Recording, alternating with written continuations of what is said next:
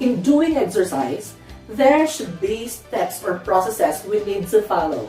Thus, today we are going to discuss the phases of exercise. First is the warm-up. Second is stretching. Third is conditioning or workout. The last one is cooling down. These phases of exercise should be followed correctly, should be done in a sequential manner in order for us to avoid from over-fatigue and further injuries. When we do exercise, we should have first to do warm-up. This phase is very essential in exercising to warm the body by increasing body temperature. Further, it aids the body throughout the exercise session by preparing the muscles, joints, ligaments, and tendons for the strenuous part of our workout. Warming up before exercise allows your body to adjust gradually to the increased demand on your heart, muscles, breathing, and circulation. Warm-up also improves flexibility and protects against injury and muscle soreness. It also supplies sufficient amount of blood and oxygen to the muscles so that they will contract more efficiently. Warm-up involves light aerobic exercise or activities such as walking slowly for 5 to 10 minutes or a moderate version of your conditioning exercise. It should also be based on your physical characteristics and your conditioning activity. For strength training, warm up by moving your joints and muscles. Remember to hydrate well before doing the exercise. The second phase of exercise is stretching.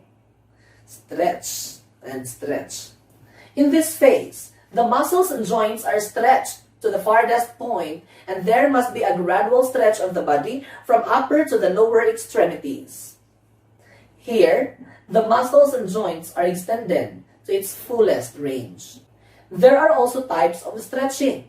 First is ballistic. Ballistic stretching pushes the body beyond its limits by forcing the body parts into doing movements and positions more than what the normal range of motion the body can do by the momentum of a swinging movement.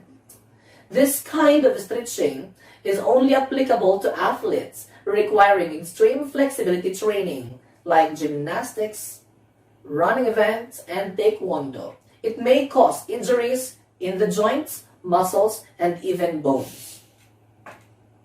Another type of stretching is dynamic stretching. Dynamic stretching stretches your muscles and joints while you can be moving from one point to another. Another type of stretching is static or static stretching. It allows muscles and connective tissues surrounding the joint to stretch far enough to its full range, where one holds a stretch without transferring the body from one place to another. It is usually done with control only at the end range of the muscles and joints.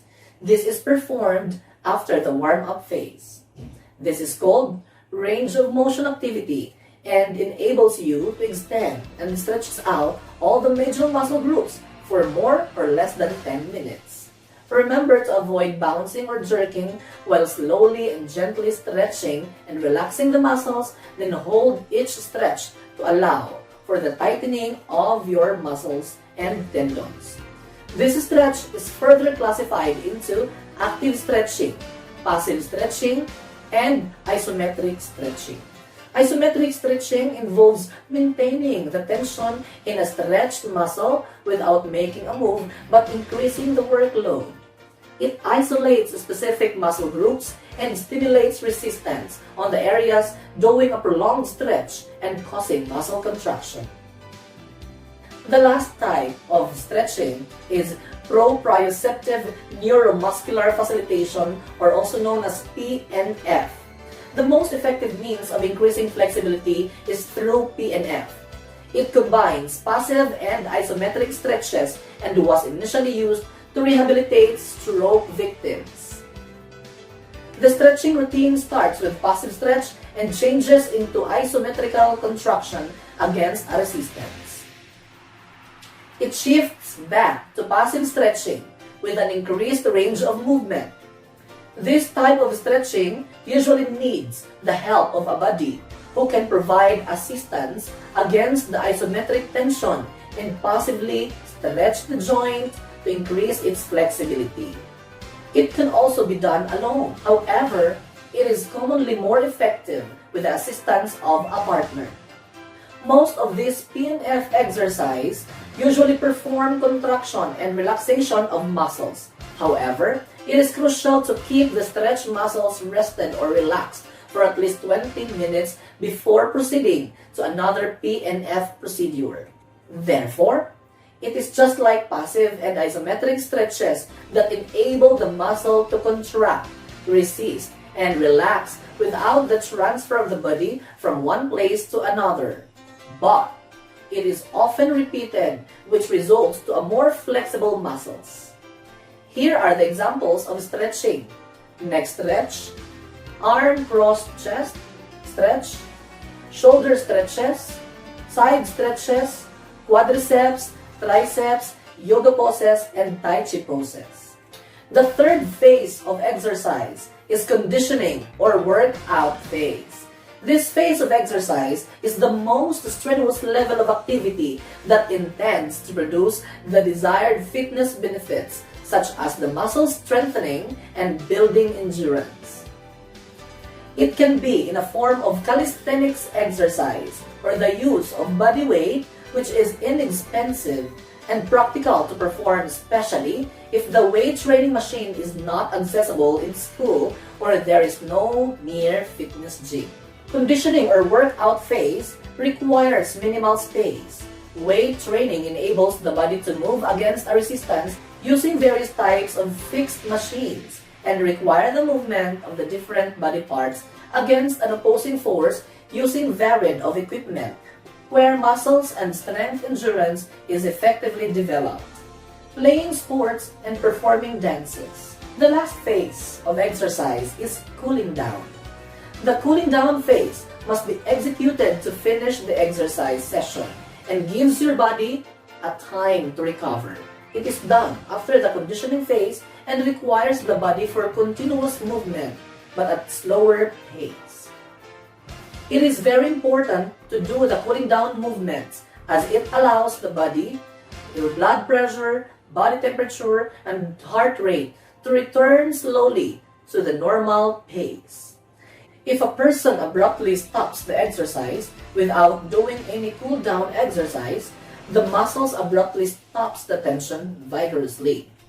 When this happens, the blood concentrates on the lower body parts, which decreases the pressure to pump blood back to the heart and to your brain, which could be a cause of soreness, lightheadedness, and muscle pain.